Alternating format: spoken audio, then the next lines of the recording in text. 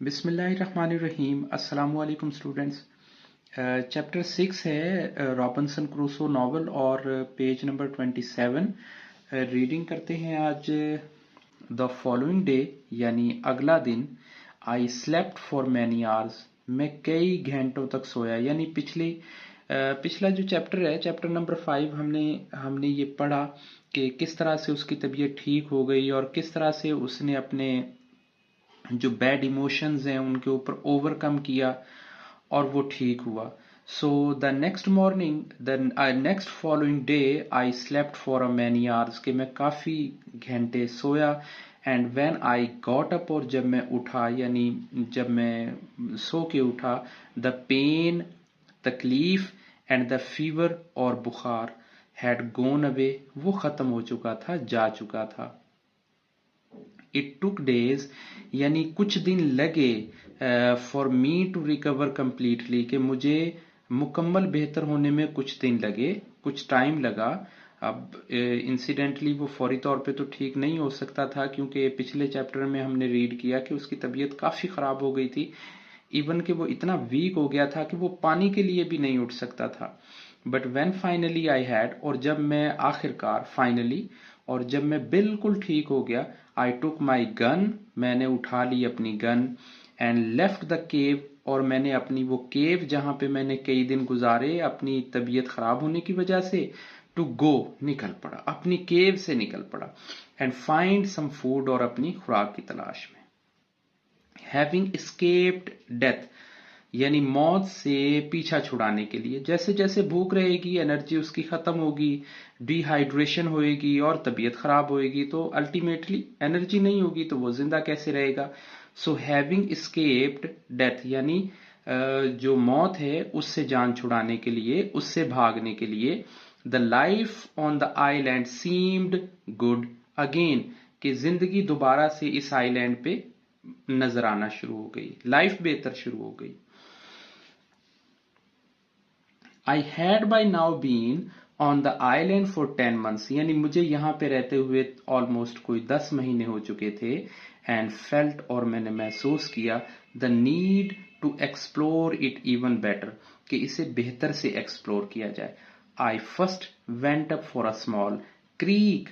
Creek कहते हैं ऐसा ऐसा जो चश्मा होता है, जो रनिंग स्ट्रीम होती है, जो जो थोड़ा छोटा होता है, इतना ज्यादा बड़ा नहीं हो, दरिया जैसा ना हो, ऐसा ना हो जैसे उसमें पानी का फ्लो बहुत ज्यादा होता है, उसे तो स्ट्रीम कहेंगे ना। ये एक स्मॉल क्रीक है, क्रीक, एक छोटी नदी। And came to the place covered in grass and beautiful plants, और मैं ऐसी जगह पे आया जो जगह कवर्ड थी ग्रास से, और बहुत खूबसूरत प्लांट्स उसमें थे। द नेक्स्ट डे, और अगले दिन, I went back to entered the woods, और मैं जंगल की तरफ गया, on the same part of the island, के अपने इसी आइलैंड पे, ऐसे जैसा same. Where I found melons, जहां मुझे मेलन्स मिले, ऑन द ग्राउंड, ग्राउंड पे, मतलब वो जो तरबूज थे, मेलन्स वाटरमेलन थे, वो मुझे मिले। एंड ग्रेप्स, और मुझे मिले अंगूर, ग्रेप्स अंगूर, ऑन द ट्री, दरख्तों पे, विच आई डिसाइडेड टू ड्राई, जो मैंने फैसला किया कि मैं इनको खुश्क करूंगा, ड्राई फ्रूट बनाऊंगा, ड्राई करूंगा, इन द सन, सूरज की रोशनी में, टू मेक रेजन्स। रेजन्स कहते हैं ड्राई फ्रूट को, जैसे खजूरें ड्राई कर लेती हैं, जैसे अंगूरों को ड्राई करके वो किशमिश बना लेते हैं, तो रेजन्स। आई स्पेंड, मैंने स्पेंड होता है किसी चीज को खर्च करना, गुजारना, तो ये उसकी सेकंड फॉर्म आएगी। I spend the whole night, अपनी पूरी रात मैंने गुजार दी, देर, वहां, स्लीपिंग, सोने में। पेज नंबर नेक्स्ट पे आते हैं, जो कि हमारा आएगा आई थिंक 28 पे। जब हम मूव होते हैं, इन अ लार्ज ट्री, एक बड़े दरख्त पे सारी रात सो के गुजार दी। एंड इन द मॉर्निंग, और सुबह, I went on with my exploration, और मैं अपनी जो एक्सप्लोर करने की जो ख्वाहिश थी, जो डिजायर थी कि ज्यादा से ज्यादा और मजीद इसे एक्सप्लोर किया जाए, तो चीजों की तलाश में मैं निकल पड़ा। आई केम अक्रॉस अ स्ट्रीम, मैं एक नदी के पास आया ऑफ फ्रेश वाटर, जो ताज़ा पानी की थी। वेयर द सराउंडिंग एरियाज, जहाँ पे जो सराउंडिंग एरिया थे, यानी उसकी बुशेज, उसका लोकेशन, उसका सर्कमस्टांसेस, उसके दाएं बाएं के जो हालात, जो ग्रासी जगह थी, अपेयर सो फ्रेश, कि वो इतनी फ्रेश थी, एंड सो ग्रीन, और इतनी सरसब्ज थी, that I looked like a planted garden. मुझे ऐसे लगा जैसे ये किसी ने हाथ से लगाया हुआ, कोई खुद से सजाया हुआ जो गार्डन है वो है। Where there coca trees basically जिससे चॉकलेट बनती है, वो दरख्त होता है। एंड द लेमन और लाइम और लेमन में थोड़ा सा फर्क ही होता है कि जो लाइम होता है ना, वो एक छोटी शक्ल का लीमू होता है, जबकि जो लेमन होता है वो थोड़ा बड़ा साइज का होता है। सो दोनों चीज एक ही है।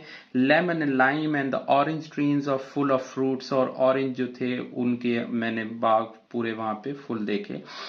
दिस इज वेयर, ये है वो जगह, ये है वो। I will make my new home, कि जहां पे मैं अपना नया घर बनाऊंगा। I said whole I said while looking around, और मैं इधर उधर मैंने देखा, अराउंड चारों तरफ देखा, विद प्लेयर, खुशी के जज्बात के साथ, अ फीलिंग, ऐसा एहसास कि जिसमें खुशी हो, and this was all my own, कि ये सब कुछ मेरा है। यानी मेरे अंदर मैं उस सारे सीन को देखने की फीलिंग ऐसे थी, ऐसी खुशी थी कि ये जैसे सारा कुछ मेरा है। I was so fascinated by place, कि मैं इस जगह से बहुत खुश था। फैसिनेटेड होता है किसी जगह पे मुतवज्जे हो जाना, बहुत इंटरेस्टिंग किसी चीज का लगना। That I spend all of July, कि मैंने अपना सारा जुलाई, जो मंथ जुलाई है, वो मैंने सारे का सारा वहां पे दिया। There building myself a small hut, कि मैं अपने लिए एक छोटी हट वहां पे बनाऊं, एंड सराउंडिंग इट, और जो सराउंड करती हो, जो घिरी हुई हो, जिसके चारों तरफ, with a strong fence of protection, के हिफाजत के लिए एक बड़ी मजबूत चारों तरफ उसके बाड़ हो।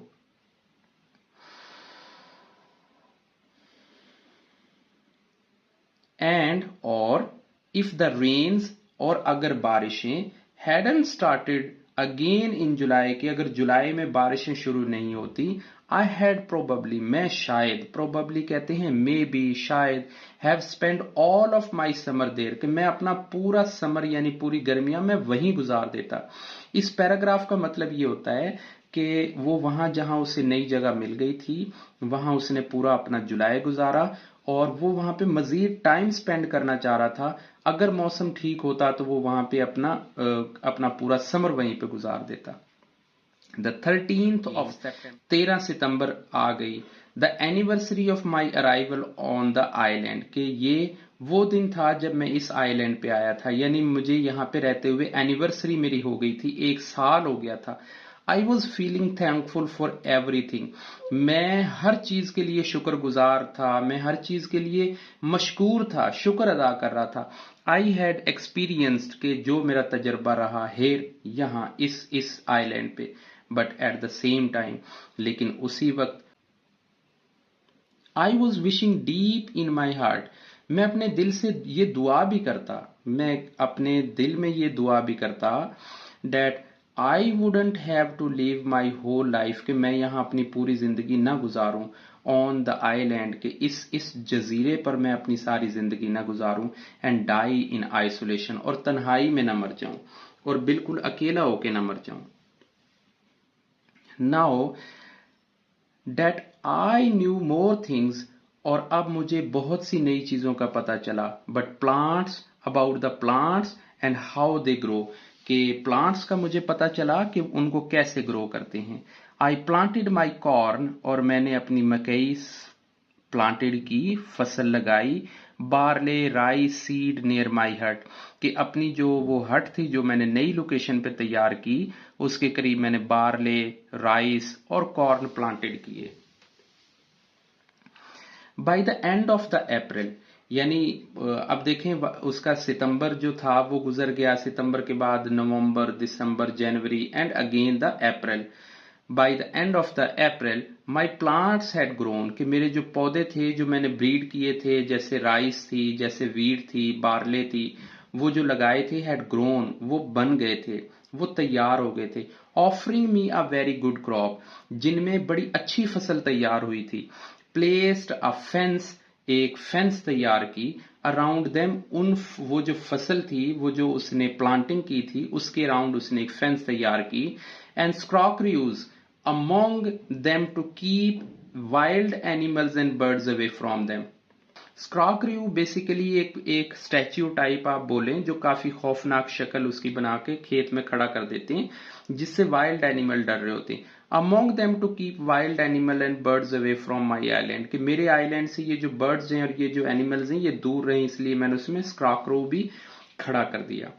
आई also manage to make myself a big, मैंने अपने लिए एक मैनेज की एक बड़ी स्ट्रॉन्ग मजबूत बास्केट, एक टोकरी, which which would be very useful, जो मेरे लिए बहुत अच्छी इस्तेमाल में रहती।